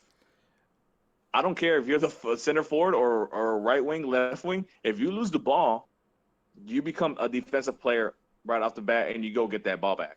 How many times early in the season when the team was really high flying did we see the team force a turnover on the other team's end and then turn it into a goal or at least a chance because whoever lost the ball high up the pitch was immediately turning around and playing defense and giving it full effort on defense? I do think exactly. I agree with you on that. I mean, like, we've seen players that Elise I think is a good example. I have a lot of respect for Elise because of his talent, but I think I've lost a lot of respect the last few months because I've watched the guy become a player that either it's due to, discontent with the way that his transfer process has been handled, or discontent over coaching, or discontent over the Kyoto situation, whatever it is. He's letting that affect him on the pitch, and his work rate early in the season was phenomenal. But now his work, at this point in the season, his work rate has become total crap. Like, No. he can't beat a player off the dribble right now. And Go ahead. No, go ahead. No, see, and the thing that I have a problem with, at least, like you said, has the potential to be a great player, and maybe there was discontent about the transfer, because I mean, I understand everybody wants to go to Europe, everybody wants to go play in the best leagues in the world, right? Yeah, but there's one way to affect that, and that's poor play. And for all these European teams that are hovering around you, trying to get you to go over, all that great tape that they have of you, of like, oh man, he's blazing fast, he can get you crosses. Guess what? They have tape of you the last 2 seasons lacking in quality, falling from grace, losing balls, not playing defense. They have those tapes too. So obviously, if say for example, hey, I don't know, Celtic come back again with an offer, right? Do you honestly think they're gonna offer the same 6.5 or 7 mil to the Dynamo for at least knowing, hey, 2 seasons in a row, the first half he's great, but the second half not so much. Do we want to invest that kind of money on a player like that? Because I don't think their initial offer is going to be anywhere near that. I think the initial offer is going to be closer to 4.5, 5 mil now. Yeah, exactly. And I mean, and I know sometimes, like I hear a lot on Glenn's show, the traveling around here. But guess what, man? If you play in Europe and you're playing Europe leagues, no matter if you're playing in England, Spain, Scotland, and you're gonna play. There's a lot of games. I mean, think about it for the Dynamo. This year, I think they might have had, maybe 40, 45 games all in all, with League Cup and Champions League and Open Cup and regular season games, right? Roughly, yeah. 45. Sounds about right, yeah. 45. So, on average, a European team, you're talking about 50 plus. Yeah. Easily. And that's not counting your national team duties that you have to go through. And for him, from being on a team on the Western Hemisphere, coming from the Eastern, if he can't handle it now, I mean, imagine when he goes to Europe. And teams know that. Teams take that into consideration. They have scouts that will knock your value down because they say, hey, this guy can barely handle national team duties and club duties, and he's on the same side of the world. So, I don't know. That's why I'm hoping that he goes off and scores a hat trick against RSL and scores a stunner against Galaxy, and then his value goes up for some reason, and somebody's willing to give us some money for him. Let's end with 2 hat tricks by Elise, back to back. Jay, I'm down. I'm down for that. For sure. Yeah, I mean, I definitely agree with your points on Elise, especially considering the overseas attention, international attention. The thing is, if you're going to get the international attention and you want that attention, then you have to live up to it. You can't, and he's had that attention now for 2 years, and both seasons, like you said, he's tapered off at the end of the season, and that was something that was talked about early on in the season when the Dynamo were doing so well. The questions were, can they hold this form? And I think the bigger question really should have been, can Elise hold this form? Because he's proven he can't. And if I'm a team like Celtic or whatever the Russian team is that was looking at him before the transfer deadline, that was Morrow. If I'm Celtic and I'm looking at Elise, I'm not sure this is the right player, like you said, because this player's shown that he's not going to put forth the effort. Now, I don't know off the top of my head who Celtic's coach is, but if they have a coach that's able to pull those type of players and get them to put in that full effort, if they've got players that they know captain-wise are able to turn those types of players around and get them to put that effort on the pitch and off the pitch, then I think that's a different story. Then maybe you do, but you try to get them on a lower fee.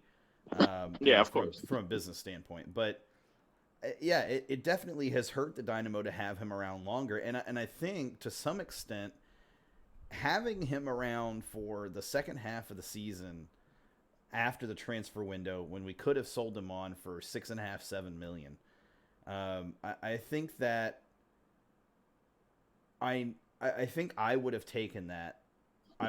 Didn't want to say that originally, but I think I would have taken that obviously in hindsight, but I would have taken that even at the time, because Elise was not going to be the player coming back to lift this team into the playoffs. That was never his, that's not something he does. It's not something he's ever done.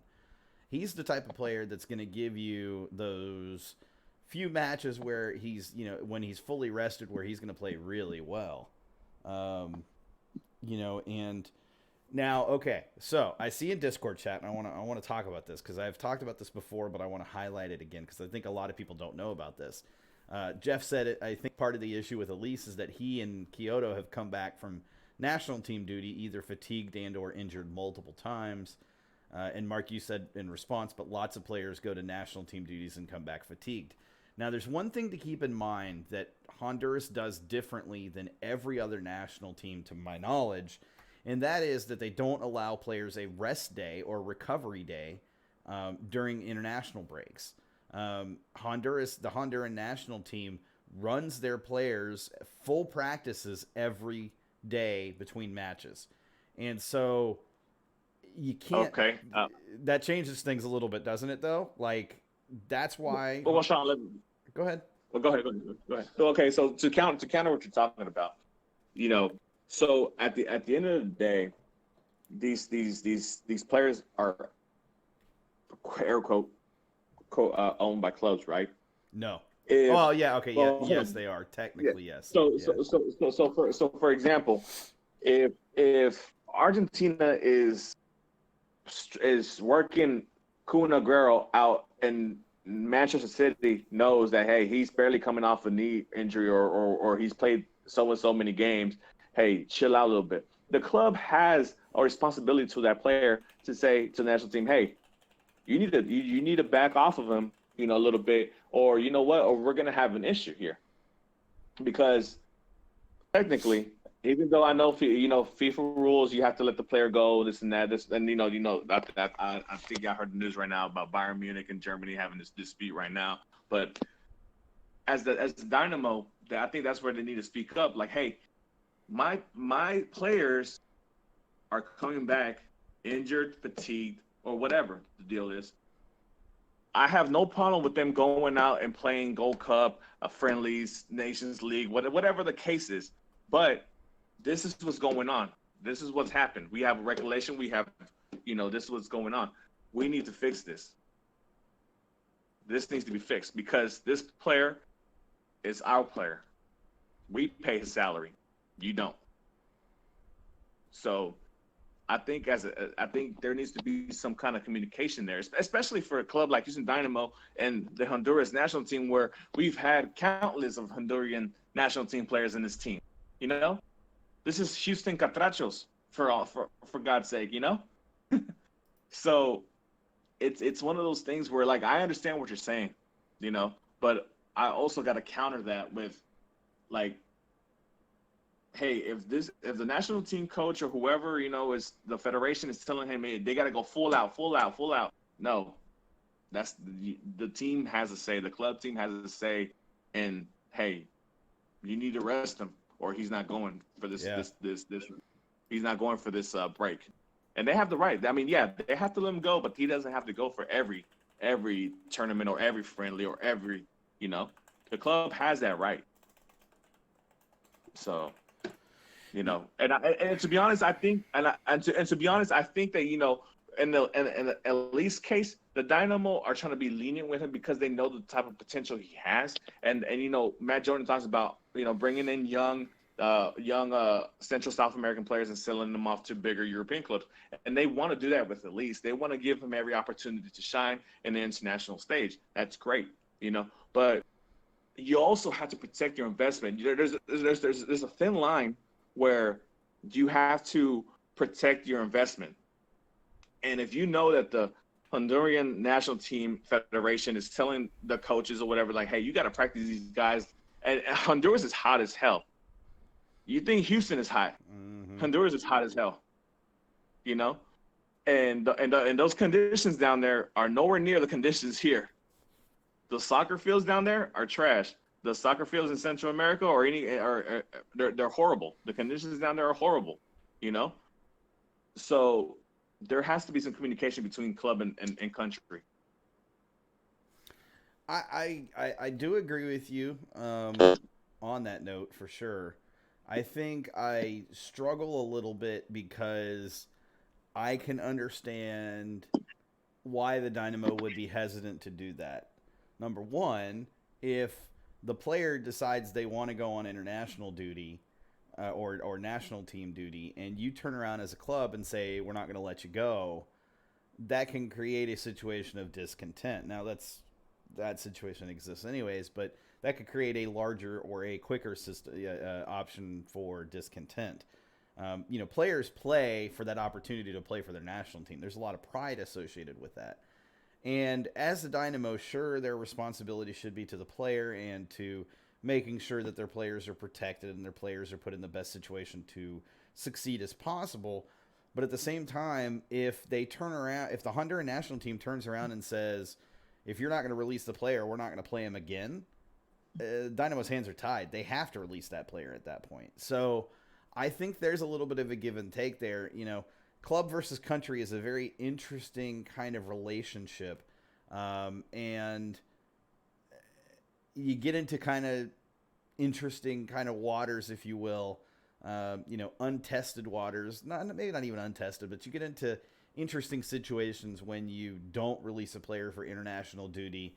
And it's a national team like Honduras that has in the past, when a player has been held back, not chosen that player for 2 or 3 cycles or 2 or 3 friendlies after, or 2 or 3 camps after that, intentionally to kind of prove a point that, the Honduran, federation wants to think themselves bigger than, even MLS clubs to some extent. Sure, they like the exposure for their players, but on the flip side of it, they also want to be as successful as they can be on the international stage.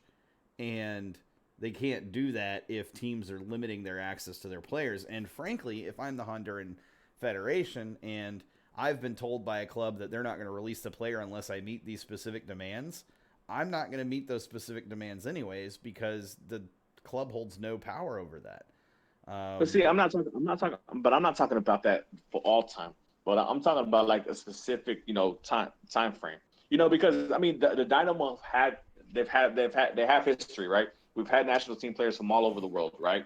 So we've never encountered. I mean, you don't see Darwin Saran come back from the Salvadorian national team fatigued and tired, and he's a starting 11 player for them. You don't see Kiki Struna, who has to go overseas. I mean, across the pond, come back and fatigued and stuff like that. Or prior players from national teams.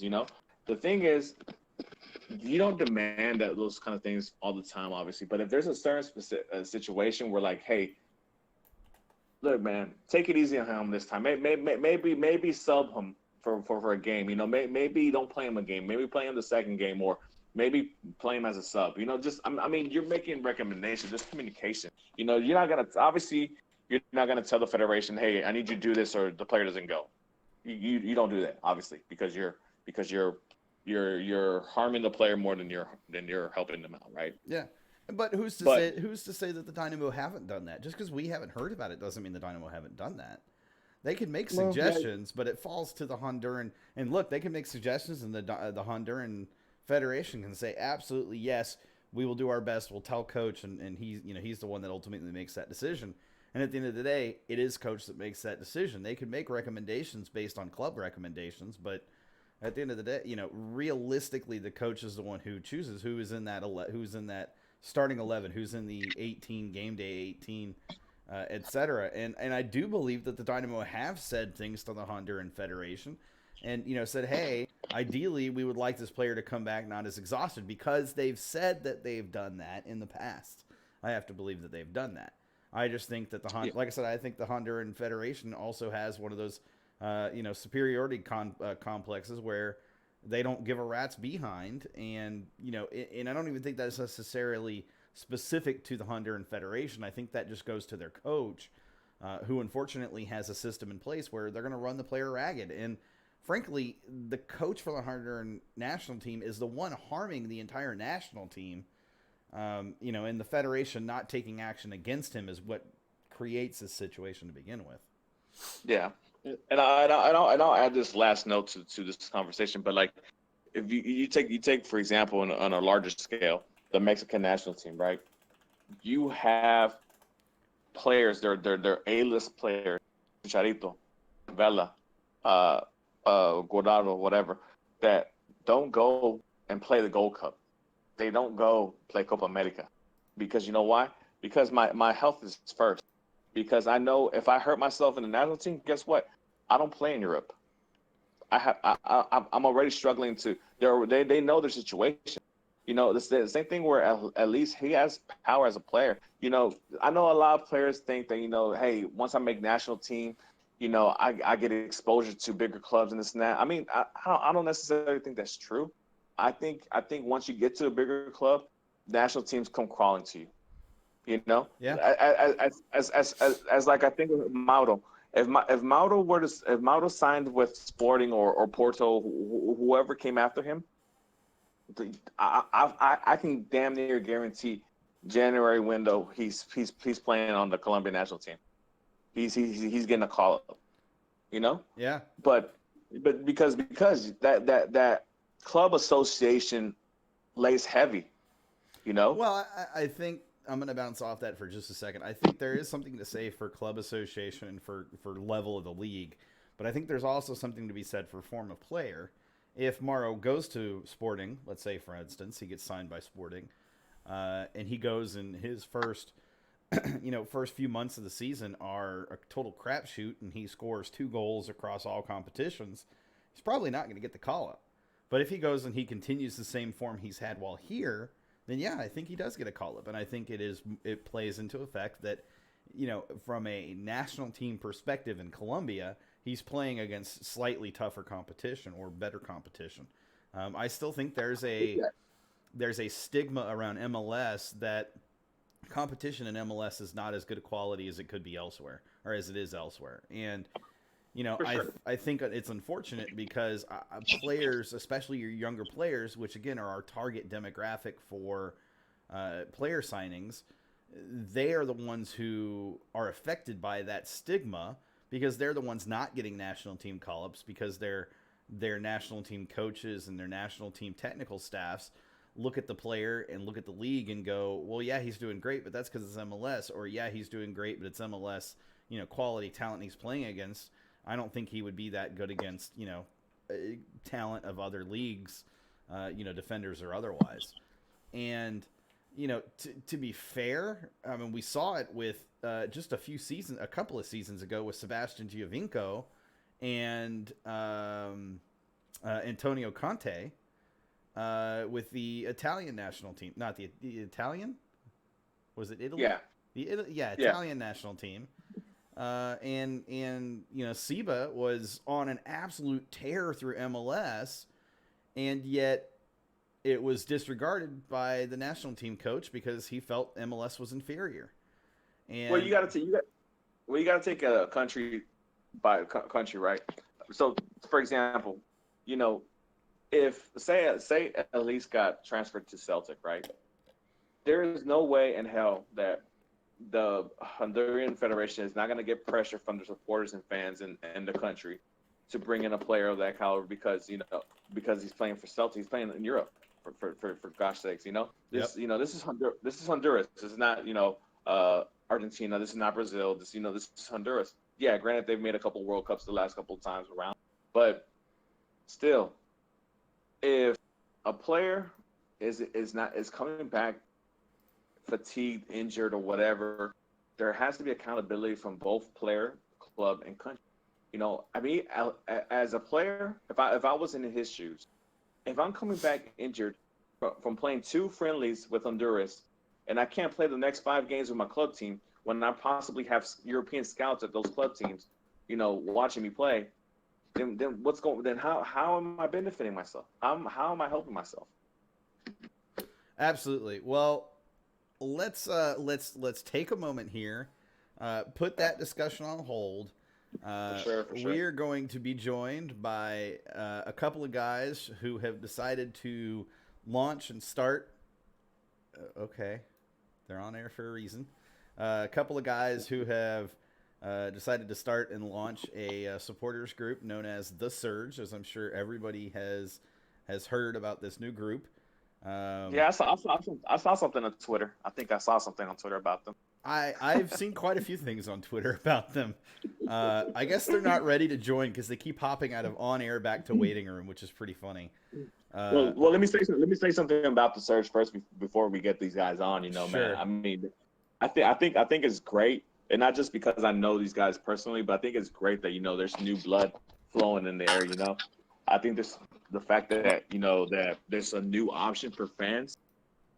It's great. It's outstanding. You know, it shows that even though we're rock bottom right now, that people still have hope out here. People want to see the Dynamo grow and do good. You know, and this group, I think, is a great attest to that. You know. Agreed 100%. So let me introduce to our listeners who already know who Jeffrey Bonilla and Sergio Zelaya are. Jeffrey Bonilla and Sergio Zelaya. A couple of my friends as well, guys who I know have busted their butts to launch the Surge supporters group. Guys, welcome to the show. Hi. Hey, can you hear us? Yeah, we can hear you guys. You guys are coming through nice and clear. I like it. All right. Hey, Sean. Hey, Mark. Hey, I love the new setup.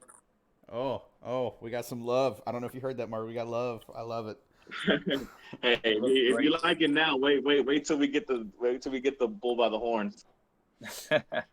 Oh yeah, no, I've got transitions that I'm gonna work on. I've got some other stuff I'm gonna be working on. It's gonna be amazing.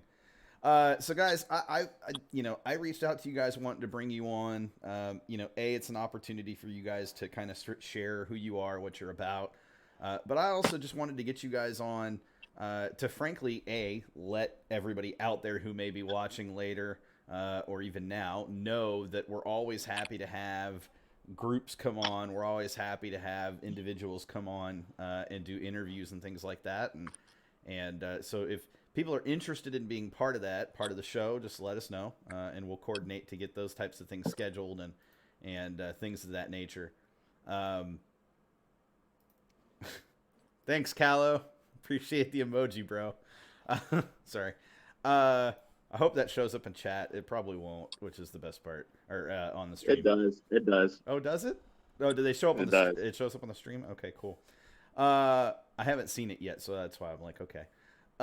So real quick, guys. So first question, I want you guys to tell me, what's the Surge? The Surge is a new supporters group coming in the 2020 MLS season. It started by Jeff and myself. It started off as a joke, really, early on this season. And the more we joked about it, the more we became serious about it.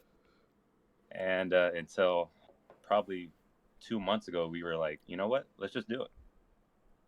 So what we want to do with the Surge is we want to build a community, build a family that we don't really see now with the current supporters group. That's not saying that we don't think what the current supporters groups are doing is good. Yeah, we do think it's good, but we just want to bring something different to what people see in the stadium. Yeah, I mean, pretty much like how he was saying. I mean, it's a community. It's something that, you know, we share a lot of things in common with a lot of our members. You know, the main thing, the love for soccer, which is the main thing we really want to focus on. You know, bringing everybody together inside such a rich culture city. Mm-hmm. and knowing that there's fans out there for every single team, but how about we just join all those fans together under one roof, technically. Yep. You So know that's what? my focus when it comes to that kind of stuff. You know, the first thing that I got from these guys, they didn't say a new group for fans. They said a new group for family. And I think that's huge because I want to take myself personally from this. Like Sean, Sergio, and Jeffrey, I didn't know these guys 2 months ago, and now here I am co-hosting with Sean, Sergio, and Jeffrey. I've hung out with a couple of times. And these guys, I feel like I've known them, for a long time. So to attest to that, I mean, I can't wait to see what you do when more people start joining the Surge, and you make them have that family welcoming. Yeah. Thank you, Mark. So guys, what sets the Surge apart from Texian Army or El Batallon? Yeah, that's the question we get the most. I've seen it on Twitter, so I couldn't just ignore it. I had to ask you guys, right? It's been everywhere. Yeah, that's the number one question. Well, I mean, let's be real. If people are asking that question, that means they want to know. So here's your chance. Yeah. Tell them what they want to know. For sure. Yeah, that's a great question. Well, I want to preface it by saying that, yes, we're starting a new supporters group, but that doesn't mean we don't think EB and TA should still survive and exist and grow. We still want them to grow and succeed. At the same time, we want to grow and succeed because the Surge can't do it by ourselves, and EB and TA can't do it by themselves. So we need everybody to grow, and we need everybody to be there and support. All groups need more members. So to answer the question, in the stadium, there is no difference. We're all one group. We are all the Supporters Alliance. For 90 plus minutes, we're going to stand, cheer, dance, sing, yell, scream, everything for the Dynamo. What sets us apart is off the field. We want to do community events. We want to support the Dash. We want to host away watch parties. And our members will have exclusive benefits that only Surge members will have. That's what's going to set us apart. That, and along with being the family, like Mark mentioned. We want to be inclusive, where everybody has a voice. That sounds great, man. Took the word right out of my mouth. No, so yeah, I have a question. Yep. Yeah, go ahead. So, you're talking about the group, and all that stuff, and obviously, I've been fortunate to have been part of a couple of support groups for other teams that I support, and I want to know, like, well, hey, what do you offer? What do you have to offer? Like, what does me joining the Surge? How does that, aside from the fact that I get to, be with y'all standing, cheering, and yelling, like what benefits come with it? Yeah, that's a great question. We've looked at other supporters groups, like the European ones that you mentioned. One of my favorites, and this is with no bias, but it's the Arsenal supporters group. Oh, no bias. Oh, man. That bias between the two of you is just dripping right now. I mean, look, do you and Mark need a separate room to go have your Arsenal family friendly time? That would be nice. Hey, Sean, I'm sorry, man. I couldn't Let- ignore that. Go ahead, Sergio. Keep going. Well, Keep going. But I'm being honest with it. Yes, I'm an Arsenal fan, but I went to their one of the recent games, and what they provide for their members is watch party, by the way. Yeah. I didn't go to London. The watch party here in Houston. What they provide for their members is the most I've seen in any of the other European teams that have supporters groups here. So we want to do something like that. I mentioned earlier about benefits for our members. More details will come out later in the future, but our members are going to have exclusive benefits to bars, to different sponsors that we have that the other groups can't compete with. And we're going to hold watch parties. We're going to have merch that our members can buy. And if they buy a specific tier, then they will get that merch with the membership. That's good. Sounds good. Yeah. Well, I want one of everything. So, just to let y'all know. All right, We'll Mark Segovia, one of everything. We'll see what we can do. So guys, you've kind of already hinted at it, I think, a little bit, but I want to ask the question anyways. What are the plans for the Surge and the Surge's plans in particular for the 2020 season and even beyond? Well, like Sergio said earlier, I mean, we really want to focus on getting our name out there and letting Houston know, a supporter group cares. We want to be out there. We want to be known, like community events, the Dynamo charities, anything that has to do with The academy. anything that has to do with the community work. We really want to emphasize that on next season. Going to Dynamo Dash, and like one thing that I haven't seen, for sure, going to academy games, because I feel like making that connection with the younger generation of the Dynamo, really impacts how they feel whenever they see, oh, hey, these guys support the major team. It's pretty cool that they come down here to watch the younger generation. Yep. Very cool. Very cool. What is the long-term goal, or I guess you could say vision, for the Surge? Our long-term goal is to see the Surge, to see EB, to see TA, and whatever group that pops up in the future to be just a giant, successful alliance that shows up game in, game out, 90-plus minute, yelling as loud as they can, and packing the whole North End. Outside of that, just building that community. Like I mentioned, we want to grow a huge family of Dynamo fans that can, become friends and do stuff outside of Dynamo games. It shouldn't just be go to Dynamo games. We want to hold different kind of events. For sure, and one thing I know we've been trying to do with that is also communicating with a lot of the, like he was saying, the European supporters. Probably planning some stuff with them. That's one of my goals, at least. Not only supporting. Well, obviously the main focus is supporting the Dyna, but the more exposure you get, and connecting with different people around the city and their personal teams, might lead to a connection with, hey, you ever been to a Dynamo game? You should come sometime. Hey, come on. And vice versa. We want to take the Surge to exclusively only Arsenal games. Whoa. No, hey. I'm kidding. We want to support I'm all. down for that. Thank you, Mark. So you've already mentioned it. I was going to ask you how you guys plan on recruiting, but you've already kind of hinted at that. Do you guys have a specific recruitment plan? How are you guys going about recruitment right now? Well, we've been public for 2 weeks now. So our recruitment has been either word of mouth or through Twitter mostly. Have you guys gotten a lot of positive response? Oh, for yeah, sure. Yes. Yeah. People have reached out to us saying, hey, we think this is what people need. This is what the Dynamo need.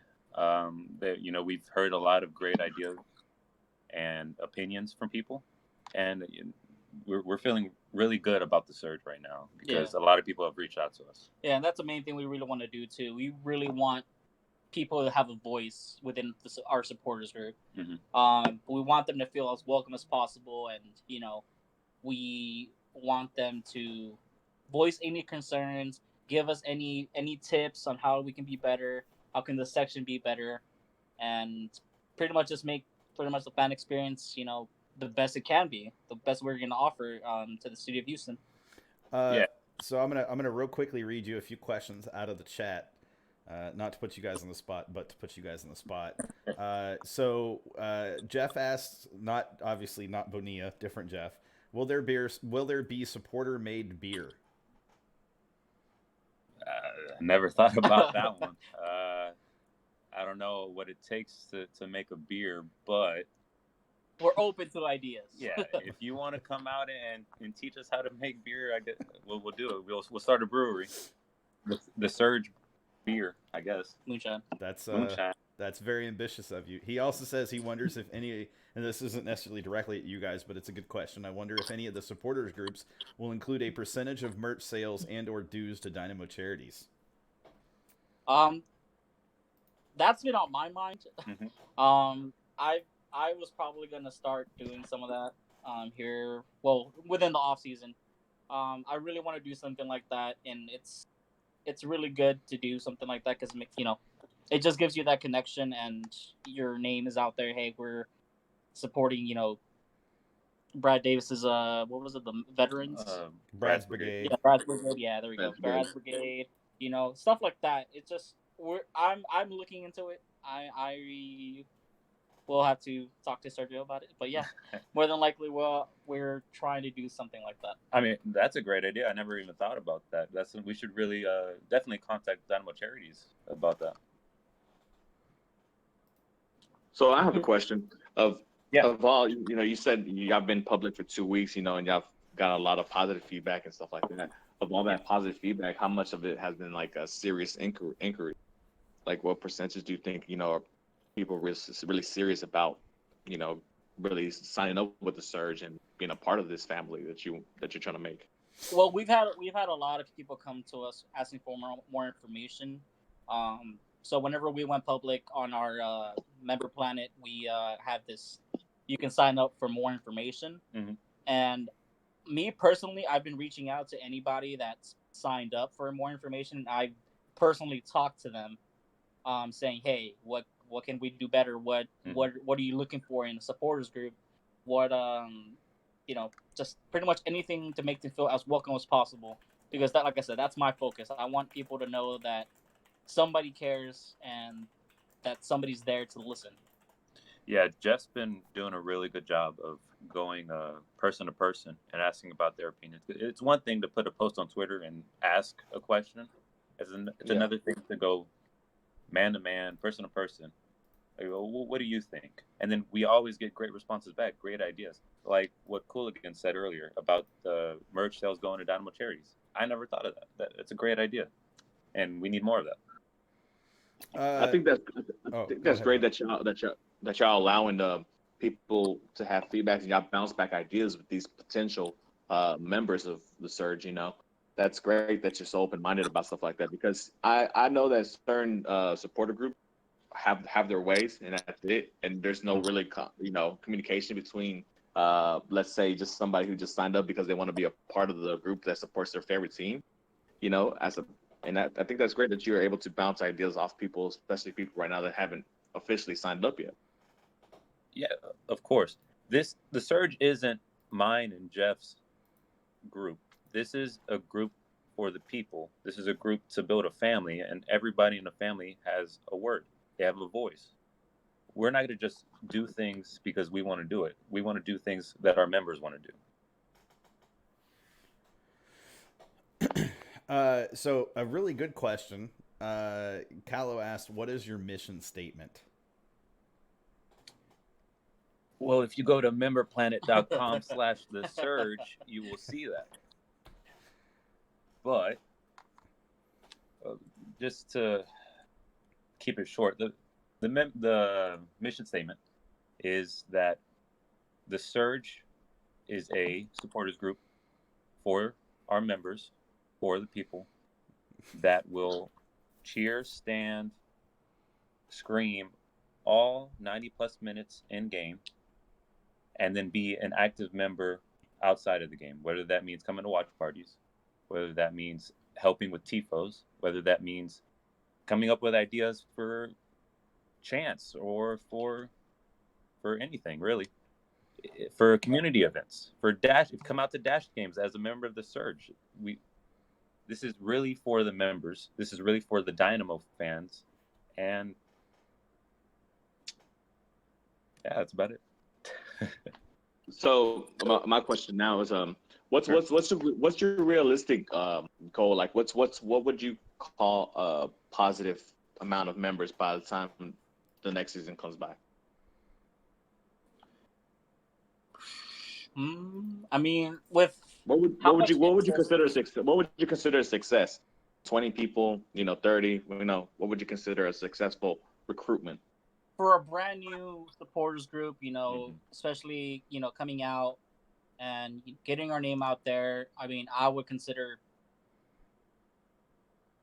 maybe 50 members a success.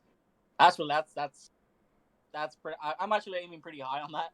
But I mean, with how much interest I've seen and how many people we've talked to, and taking advice from, and getting their feedback on what their experience with the supporter groups have been, I feel like we're gonna aim for like 50, but obviously we want to see a lot more. Yeah, and I think we can get a lot more because just on interest alone, we've had over 50 people contact us saying that they're interested. Now it's our job to make those people that are interested into members, and we're gonna try our hardest in the off season to convince people to do that. So Jeff asked a really good question as well. He asked, and I'm going to give his original question, then I'm going to explain it so that you guys aren't lost. But he asked, "Will there be multilingual inclusivity?" And he said, in the past, some fans were confused, thinking that EB was Spanish speaking only and TA were English speaking only. Of course. Um, we're we're open to everybody. Mhm. We're not really gonna be anything like that. Um, Obviously, I'm bilingual. I speak both Spanish and English, but we really want to exemplify the city of Houston within our group. We Yeah. want them. We want everybody to feel just like how people think of when they think about Houston. Yep. It's pretty much a hodgepodge of nothing but different cultures, different languages all over the city, and that's pretty much our focus. We're not gonna be biased to anything. We're open to everybody. Yeah, Houston is one of the most diverse cities in the country, and to not have a supporters group that represents that is doing a disservice to the Dynamo. Well said. Do you have anything else, Mark? I got a couple more questions if you don't. No, at this moment, no, I don't have any more questions. But to be honest, from everything that I'm hearing about, it sounds great, and I mean, when I saw y'all pop up on my Twitter feed the first time around, I was, it's like, wow, like what's this, Mhm. because I've spoken to Sean in private, like I've always been interested of doing a supporter group myself. It's just, sometimes it's a lot of hard work, and I'm glad that y'all two are willing to take that burden, and I guess kind of put that responsibility on y'all backs, and and go through that hard work and try to make this happen for the Dynamo and for the fans in general. Because I mean, I think the fans here, it's a win-win situation because now you got a third option, instead of you thinking like, and to be honest, like what Jeff was saying earlier, yeah, I thought El Bation was Spanish and Texanian Army was English, Mhm. I used to have that mindset back in the days too when it first started. A lot of people think that. So we've had a really good question come in from Darby. Do you feel like individuals need to choose one group or another, one group over another, or are there any exclusivity expectations for the Surge? Yeah, that's a good question. No, if a person wants to sit in the supporters section, they don't have to be in a supporters group. The Dynamo have done a really good thing by starting the Supporters Alliance, where you pay $35 to be part of the Supporters Alliance. That doesn't mean you have to pick a group. So if you just want to sit, if you want to stand and cheer with everybody in the supporters section, you can do that. I think what she's more or less asking is, could someone be a Surge member and also be a El Batallon member or a Texian Army member? Oh yeah, absolutely. Well, I have no problem with that. Yeah, for sure. Uh, so guys, you've mentioned membership. How does it work? So we have, if you want to see our memberships, you go to memberplanet.com/the surge. Right now we have 5 tiers, 5 different tiers. The cheapest one starting at $10, which gives you the membership card. The membership card will give you exclusive benefits to our sponsors. And the most expensive one is called the Surge Family tier, which is $80. That one gives you 2 full memberships, which gives you the membership card, the Surge shirt, scarf, and hat, plus unlimited kids memberships or student memberships. Very cool. So you said that they can, if anybody's interested, they can go to memberplanet.com/ the surge and sign up as a member there. Yes. Cool. And what if they're just interested in information?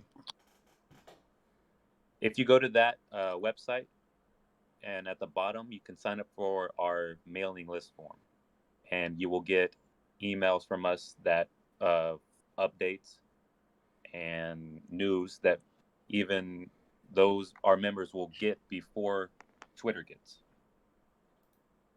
Very cool. So last question that I have for you guys, and this is really open-ended, intended to give you guys a platform to speak, but anything else you guys want to share with our listeners who might be interested, or just in general with our listeners? Sure. If you look around the stadium now and you're not happy with the atmosphere, then I would say, instead of complaining about it, do something about it. We, as the Surge, are giving people a platform to do something about it. We're not happy with what we see as far as atmosphere in the stadium. And that I want to give credit to EB and TA for what they do game in and game out. EB's playing their drums and horns all 90 minutes, but it can be better.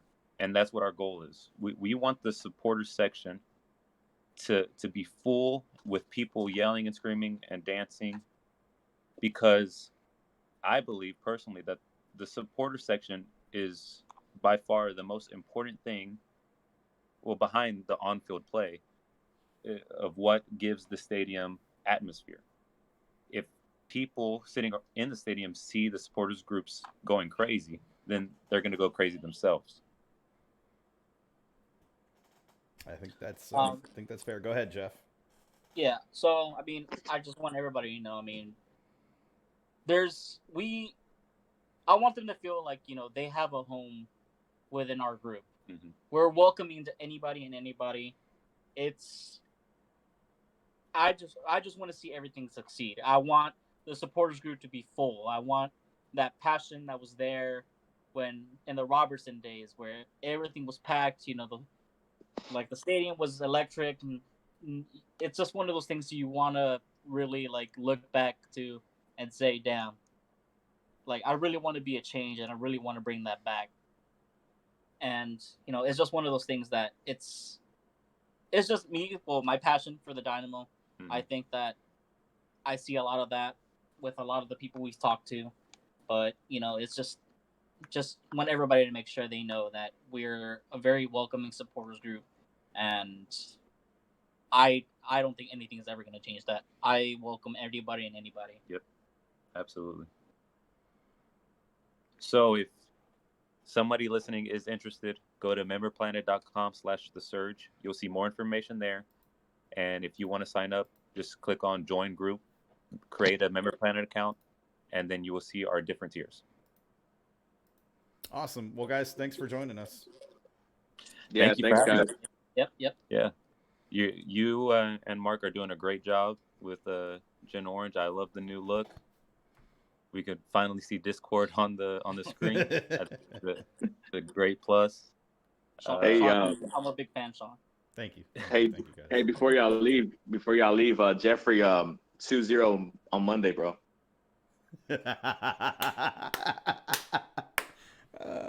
That's great. I don't think he knows what you're talking about. That's the best part. Or Arsenal United, right? Or if he does, he's refusing to respond. We'll see. Oh, go ahead, Sergio. Mark, it's our mission by the end of the season to convert Sean into an Arsenal fan. Oh God. Oh. By the end of this season? Happen. Yeah, I think it can happen. I don't know about that. I don't know. Godspeed to you, sir. Yeah. I have little hope, Mark. All right, that's all I gotta say. All right, I have little hope. Oh man, it's all good, man. It's all love. All right, guys. Well, we do appreciate having you on, but it is 9:00, so I'm kicking you off. That's fine. Thank you for having us. All right, man. You're welcome. Thanks, Bye, guys. guys. Bye. So, Mark, thoughts on the surge before we kind of close down the show for the evening? No, like I said before, I mean, I think it's great. It's a win-win situation for the fans. I mean, to have another option, you know, and from everything that I've seen on Twitter and everything I've heard, I mean, it seems like a great thing, man. And I'm happy for those guys, you know. So let's hope it goes well. Agreed with you. I think it's good to have more options available from a supporters group standpoint. I think their approach and you know, I've had a chance to sit down and talk with them, obviously off the air, and learn a lot about the surge in general, and you know, I think their approach is kind of what's needed right now, which is a like they said, it's a group focused on focused on specific things, you know, being a family and also on supporting in the stadium as strongly as they can. And I think those two things will go a long way for them. And I wish them the best and hope that they are successful. I hope they get that 50-member mark. That would be awesome in their first season. And I think it would definitely show that they're a group that's a force to be reckoned with, if you will, and a group that's not to be ignored. But with that, Mark, hey man, good first official show. Definitely appreciate you. Definitely appreciate you putting the time and effort in to join me and join Gen Orange as a permanent host now. Guys, we will be back next week on Wednesday night at 7 p.m. Central. And I'm angling to try to get Samuel Purcell on with us from Texian Army to talk basically the same kind of stuff we just talked about with the Surge. We want to give TA an opportunity to share about their group and membership opportunities and kind of how that whole stuff works. And my hope and my goal is to get EB on as well. Somebody from EB, hopefully Manny, on to talk the same things. And then lastly, I hope to get, as Brian has alluded in chat, I hope to get Brian and Darby on to talk about their group that they're working on launching and have launched on Twitter, and just talk about what they're doing and what their thought is and that sort of thing. But you know, guys, it really helps to have you guys engaged in chat. I'm glad we were able to kind of figure out how to get chat visible in the stream. It's definitely awesome, and I think Discord chat just is a little smoother and flows a little better for this purpose. But really, guys, thank you for joining us. Thanks for those of you that have subscribed. If you haven't subscribed yet, subscribe to the channel, like the stream, share the stream. We'll be posting more content as we're able to do so throughout the weeks to come. We are going to do live shows every week. That's the goal. You know, guys, we are going to do as much as we can to make this a really top-notch show. And lastly, guys, if you would do us a favor, I know I mentioned subscribing to the channel, but there's a reason I'm mentioning subscribing to the channel. Once we hit 100 subscribers to the channel, we can then apply or request a custom URL. We did the same thing with the Down in the Valley back when we first launched Gen Orange on Down in the Valley way back in the day. And so I'd like to do the same thing with Generation Orange and have our own official True Generation Orange YouTube channel. That's just simply youtube.com/GenOrange. And let that be it, or Gen Orange Radio if need be, whatever. But something short, sweet, and simple that people can go to pull up the show. For, again, those of you that have tuned in, thank you so much. We appreciate it. Thanks for being active and engaged in chat, and we'll see you next week on Wednesday. Bye, guys.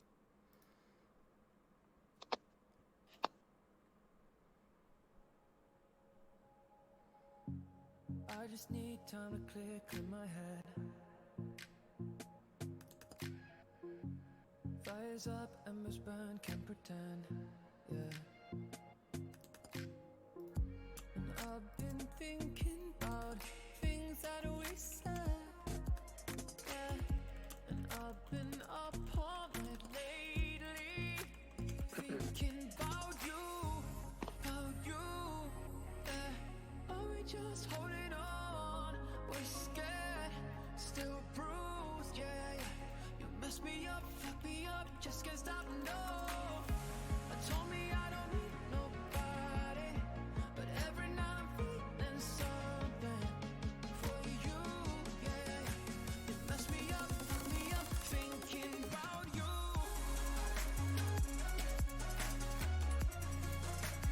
Thinking about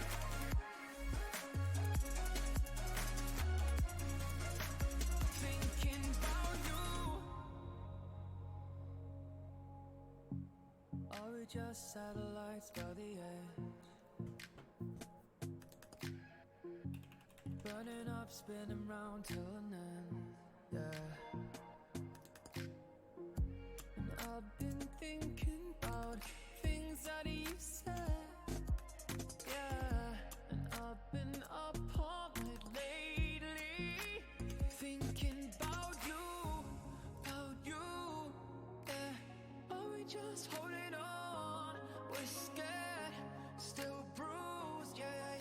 You mess me up, fuck me up, just can't stop, no. I told me I don't need nobody, but every night I'm feeling something for you, yeah. You mess me up, fuck me up, thinking about you.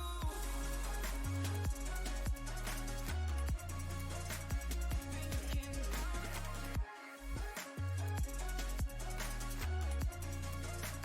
Thinking about I told me I don't need nobody,